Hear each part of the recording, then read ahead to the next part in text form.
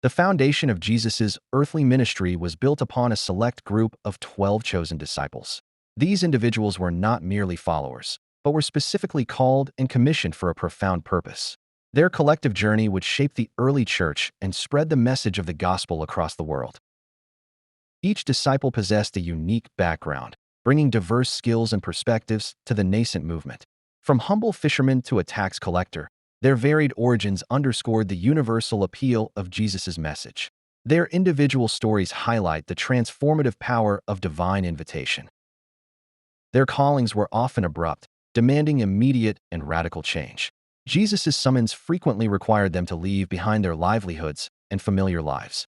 This immediate response marked the beginning of a deeply transformative spiritual journey for each of them. Simon Peter, originally a fisherman from Bethsaida, was known for his impulsive nature and fervent, though sometimes wavering, faith. He was a man of strong convictions, often speaking his mind directly. His leadership qualities would become evident throughout his time with Jesus. His calling came alongside his brother Andrew, as Jesus found them casting nets into the Sea of Galilee. Jesus declared that he would make them fishers of men, a promise that redefined their life's purpose. Peter immediately left his nets to follow the Lord. Peter became one of the most prominent leaders among the disciples, often acting as their spokesman. He witnessed many key events, including the transfiguration and the raising of Jairus' daughter. His faith, though tested, was a cornerstone for the group. In the final days before Jesus' crucifixion, Peter famously denied knowing Jesus 3 times. Despite this profound failure, he was later restored by Jesus and became a pillar of the early church. His journey exemplifies repentance and redemption. Andrew, Peter's brother, was also a fisherman by trade, sharing a similar background with his more outspoken sibling. He was a disciple of John the Baptist before encountering Jesus. This prior spiritual seeking prepared him for his ultimate calling. He was among the very first to recognize Jesus as the Messiah, a pivotal moment in his spiritual journey. Andrew's discernment and readiness to believe set him apart. He quickly understood the significance of Jesus' presence. Andrew played a crucial role in bringing Peter to Jesus, demonstrating his evangelistic spirit. He also pointed out the boy with the 5 barley loaves and 2 fish, contributing to the miraculous feeding of the 5,000. His actions often facilitated greater works. Andrew was present at the Last Supper, sharing in that sacred meal with Jesus and the other disciples. Tradition holds that he later preached the gospel in various regions, including Greece. His life was dedicated to spreading the good news. James, the son of Zebedee, was another fisherman, working alongside his brother John and their father. Jesus nicknamed him and John sons of thunder, perhaps due to their passionate and sometimes fiery temperaments. They were zealous in their devotion. He was part of Jesus' inner circle, a privileged group that witnessed some of the most intimate moments of Jesus' ministry. James was present at the Transfiguration, seeing Jesus in his divine glory. This experience deepened his understanding. James was also present in the Garden of Gethsemane, sharing in Jesus' profound anguish before his arrest. This proximity to Jesus' suffering underscored his deep commitment. He remained steadfast even in the face of immense sorrow.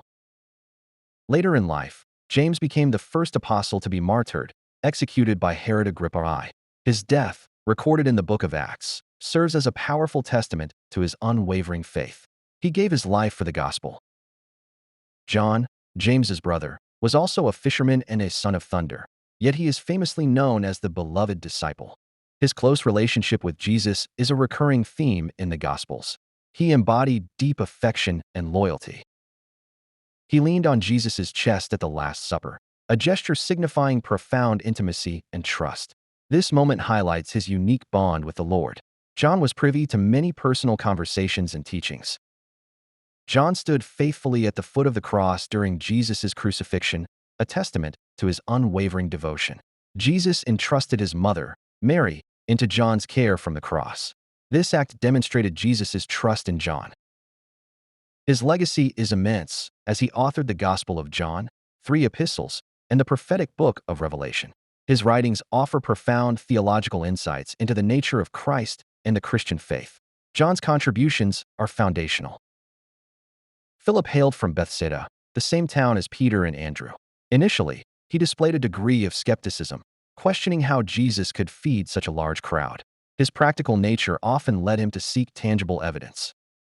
Despite his initial questions, Philip quickly followed Jesus when called. He then immediately brought Nathanael to Jesus, demonstrating his eagerness to share his newfound faith.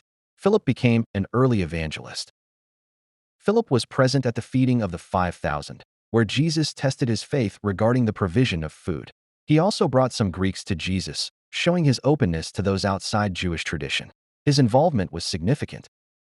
Bartholomew, often identified with Nathanael, was initially skeptical of Jesus' origins, famously asking if anything good could come from Nazareth. His honest doubt was met with Jesus' profound insight into his character. Jesus saw him under the fig tree. Upon realizing Jesus knew his thoughts and character, Nathanael became a devoted follower. His initial skepticism transformed into deep conviction. He recognized Jesus as the Son of God and King of Israel. Tradition holds that Bartholomew preached the gospel in India, Armenia, and other regions. His missionary journeys exemplify the apostles' commitment to spreading the message far and wide. He endured much for his faith. Matthew, also known as Levi, held the despised profession of a tax collector. This occupation made him an outcast among his own people, as tax collectors were often seen as collaborators with the Roman oppressors. He was socially marginalized. Jesus called him directly from his tax booth, a radical act that challenged societal norms. Matthew immediately left his profession and followed Jesus, demonstrating complete obedience. His conversion was instant and profound. Matthew's most enduring legacy is the Gospel of Matthew, which he authored. This gospel presents Jesus as the Messiah who fulfills Old Testament prophecies. It is a foundational text for understanding Jesus' teachings and lineage. Thomas is famously known for his doubt, earning him the moniker Doubting Thomas. He often expressed a need for tangible proof before believing. His honest questions are recorded in the Gospels. His involvement is most notably highlighted after the resurrection, when he famously demanded to see Jesus' wounds before he would believe. Jesus graciously appeared to him, allowing him to touch his hands and side. This encounter solidified his faith. Upon seeing and touching the resurrected Christ, Thomas made the profound declaration, "My Lord and my God." This confession is one of the clearest statements of Jesus' divinity in the New Testament. Tradition suggests he preached in India. James, the son of Alphaeus, is one of the lesser-known disciples, with little specific information recorded about him in the Gospels. His presence among the 12, however, underscores the diversity of Jesus' chosen followers. He was a faithful member of the group. He was present at the Last Supper, sharing in that pivotal moment with Jesus and the other apostles. His inclusion in this sacred gathering confirms his status as a trusted disciple. He remained committed to Jesus' mission. Later in life, James, the son of Alphaeus, is believed to have preached the gospel, contributing to the spread of Christianity. Though his individual story is not extensively detailed, his dedication to the cause was unwavering. He served faithfully. Thaddeus is also known as Judas, son of James, and sometimes Lebbaeus, indicating multiple names for the same individual.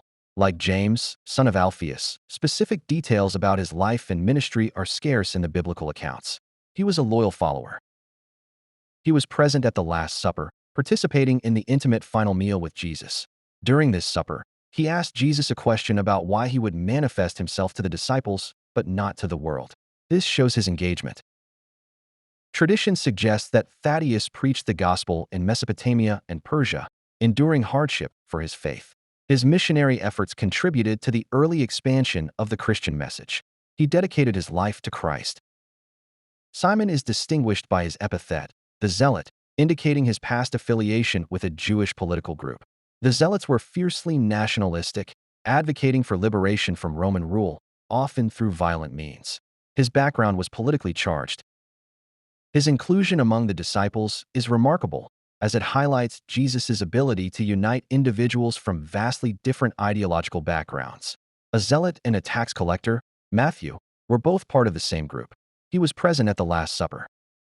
Later in life, Simon the Zealot is believed to have preached the gospel, possibly in Egypt and Persia. His transformation from a political revolutionary to a messenger of peace demonstrates the profound impact of Jesus' teachings. He embraced a new mission. Judas Iscariot served as the treasurer for the group of disciples, entrusted with their common funds. This position suggests a degree of trust placed in him by Jesus and the others. He was an integral part of the inner circle. In the final days of Jesus' ministry, Judas tragically betrayed Jesus for 30 pieces of silver, a sum foretold in prophecy. This act of betrayal led directly to Jesus' arrest and crucifixion. His actions were driven by greed and perhaps disillusionment. Overwhelmed by guilt and remorse, Judas later committed suicide. His story stands as a somber warning about the dangers of avarice and spiritual compromise. His tragic end serves as a stark contrast to the other disciples' paths. The 12 disciples, though diverse in their backgrounds, were united by their shared faith in Jesus Christ. They came from various walks of life, each bringing their unique strengths and weaknesses to the service of the Lord. Their unity in purpose was remarkable. Their lives were marked by both triumphs and failures, moments of profound faith and instances of human weakness. From Peter's denial to Thomas's doubt, their imperfections make their stories relatable and their ultimate dedication all the more powerful. They were ordinary men called to extraordinary service.